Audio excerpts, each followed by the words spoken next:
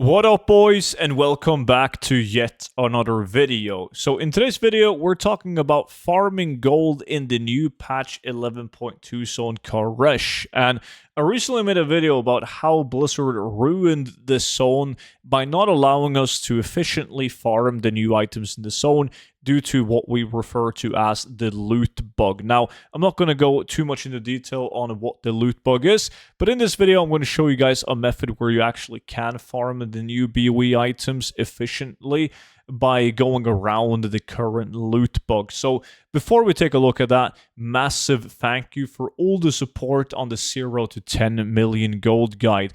This is a digital guide, meaning that you can open it up on your computer, and it has all the best tactics and methods that I personally use in order to achieve hundreds of millions of gold. The best part about it is the fact that it comes with a lifetime of free updates, meaning that at new patches and even new expansions to the game, I update the exact same gold guide with the new best methods, and I send it to your email completely for free. So you can find that link down below in the description. Don't forget to apply the discount code STUDENT, as that will get you the book for 50% off. And if you already have the book, which I know a lot of you guys do, really do appreciate it, you should consider joining the VIP Discord, because once you join in on this, you'll be able to view all of my YouTube videos before they go public on YouTube, giving you a slight advantage. But it also comes with a bunch of other great exclusive benefits, such as exclusive gold tips, spreadsheets for gold making, many of them. There's TSM groups and operations, and you can even get access to my investments for stuff such as player housing, upcoming patches, and expansions. But that will also be linked down below in the description. So what we're farming is the new BOE items, as some of them are still fetching really good gold, especially like rings and necklaces and weapons and so on. And if you're lucky enough to get like a leather item with speed on it, which most people are using because like the druid is the most popular gold farming class.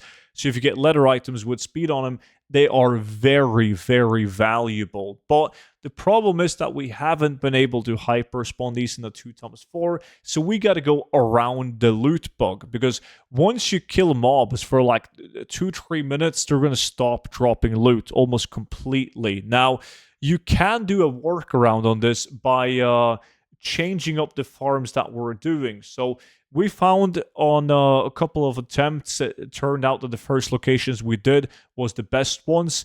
So we've got 3 different locations that you can rotate on. You can do this solo, or you can do it in a group. It doesn't really matter that much, but obviously in a group, you're going to be killing the mobs a bit faster.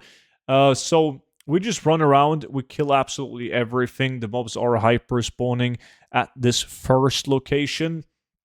And once we aren't able to get any loot from the mobs, it's very noticeable, because when you loot the mobs, they won't drop any cloth. They might drop like a gray item or two, but they will drop no cloth, and it just continues like that. So once that happens, we're flying down to these guys. These guys are also a part of a quest, so they also hyper spawn these little rabbit mobs.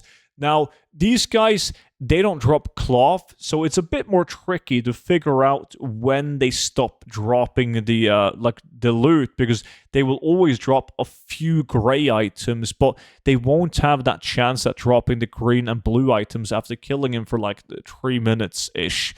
So it's better to do a timer, kill these guys and loot them, and after 3.5 minutes, they're not going to drop you any loot. At least the chances decreased by a ton. So it's not worth standing at this location at all. So once you've killed these for enough time, you want to fly to the next location.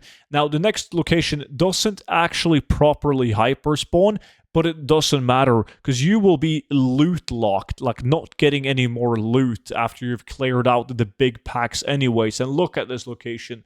It is absolutely insane. There's so many mobs, and there's a couple of really good pulls at this location as well.